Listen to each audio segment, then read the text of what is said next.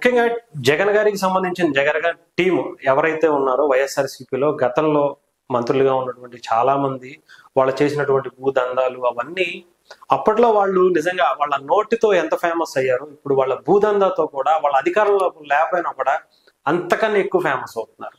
అయితే రీసెంట్ గా చూసుకుంటే ఒక్కొక్కళ్ళ పెద్దిరెడ్డి రామచంద్రారెడ్డికి సంబంధించి కొన్ని వేల ఎకరాలు ఆయన కబ్జా చేశాడని, లేదంటే ఇంకొకళ్ళు కొడాల నాని గారికి కబ్జా చేశారని ఇవన్నీ వస్తున్నాయి. అయితే ఇప్పుడు రీసెంట్ గా మాజీ మంత్రి కోడిగుడ్డు మంత్రిగా పేరుగాంచినటువంటి మాజీ మంత్రి భూదందా బయట ఒకటి పడింది.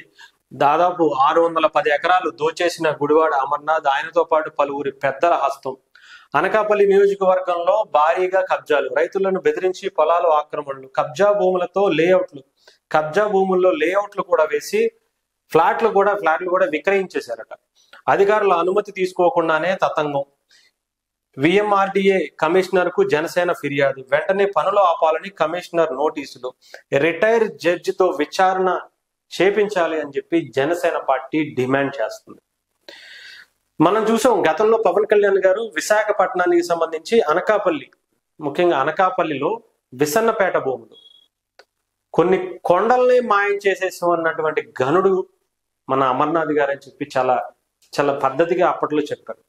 అక్కడికి వెళ్ళి విజిట్ చేసి కొన్ని కొండలనే మాయమైపోయిన పరిస్థితి చూసాం. అక్కడ కొన్ని కొండలకి అసలు ఒకప్పుడు ఇక్కడ ఉండేయా అనుకునే విధంగా అక్కడ లేఅవుట్లు చేసేసి ఫ్లాట్స్ వేసి అమ్ముకోవటం అనేది ఎంత దారుణమైన పరిస్థితి. అది కూడా ఒక కొండల మధ్య విసన్నపేట ఆ చుట్టుపక్కల కొండల్లో కొన్ని కొండలు తీసేస్తే ఆ కొండల నుంచి వచ్చే వాటర్ అంతా కూడా మళ్ళీ విలేజ్ల మీదకి వచ్చి వాళ్ళకి కూడా కొట్టుకెళ్ళిపోయే పరిస్థితికి మన మంత్రి గారు చేసినటువంటి నిర్వాహకం అన్నమాట. అలాంటి కొన్ని వేల ఎకరాలు, దాదాపు 610 ఎకరాలు ఒకచోట అనుకుంటా, ఇంకా చాలా ఉంటాయి. ఇవి జస్ట్ శాంపుల్ అంతే. ఇలాంటివి బయటకు వచ్చేవి చాలా ఉన్నాయి, రావాల్సినవి కూడా చాలా ఉన్నాయి. నాకు తెలిసి ఇది చిన్న ఇంకే 610 ఎకరాలు అంటే పెద్ద ఇదేం కాదు. ఎందుకంటే మిగతా వాళ్ళతో పోల్చుకుంటే కొంత చిన్న ఇదే లాక్కున్నారు 610. మరి పెద్దిరెడ్డి రామచంద్రారెడ్డి గారు ఒక్క చోటే 980 ఎకరాలు అంటారు.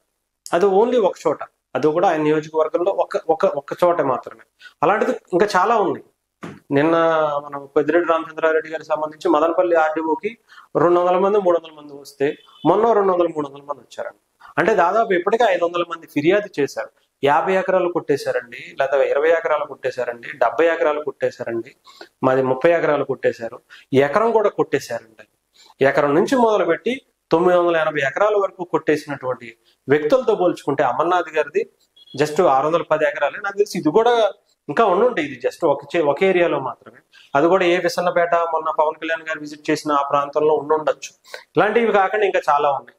సో ఇలాంటివన్నీ కూడా ఒక్కొక్కటి బయటగా వస్తాయి. నిజంగా మరి గుడివాడ అమర్నాథ్ గారు మరి నిజంగా మరి అక్కడ ఉన్నటువంటి ఇండస్ట్రియలిస్ట్ గా, ఐటీ మినిస్టర్ గా చాలా మందికి అప్పట్లో ఎవరికి తెలుసు. ఎక్కడికి వేరే ఎక్కడికి వెళ్ళి ఫండ్స్ తీసుకురండి అంటే ఆయన వెళ్ళి ఇంటర్నేషనల్ కాన్ఫరెన్స్కి వెళ్ళమంటే అక్కడ చలిగా ఉంటుంది, ఈ చైన్లో అసలు ఎవరైనా వెళ్తారా అని చెప్పినటువంటి వ్యక్తి. అంతేకాకుండా ఆంధ్రప్రదేశ్లో యువతకి ఏంటి జాబులు తెచ్చుకోవాలంటే మటన్ షాపులు తెచ్చుకుంటాం, చికెన్ షాపులు పెట్టుకుంటాం, కోడిగుడ్లు పెట్టుకుంటాం. కోడి గుడ్డు పెడుతుందా, దానికి ఇది రాదా, కోడి గుడ్డు పెట్టగానే కోడి ఎదగగానే గుడ్డు పెట్టదు కదా, గుడ్డు పెట్టగానే అది బయటకు వచ్చేసి ఇంకోటి చేయదు కదా అని చెప్పినటువంటి వ్యక్తి.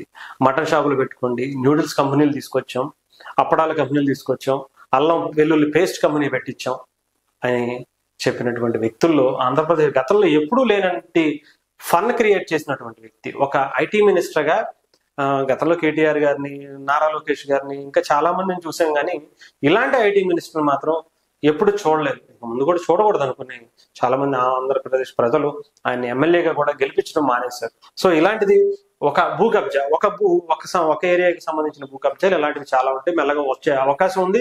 దీని మీద జనసేన కూడా చాలా సీరియస్ గా విశాఖలో చాలా ఎవరైతే ఉన్నారో వాళ్ళందరూ బయటికి తీసుకొచ్చే అవకాశం కూడా కనిపిస్తుంది.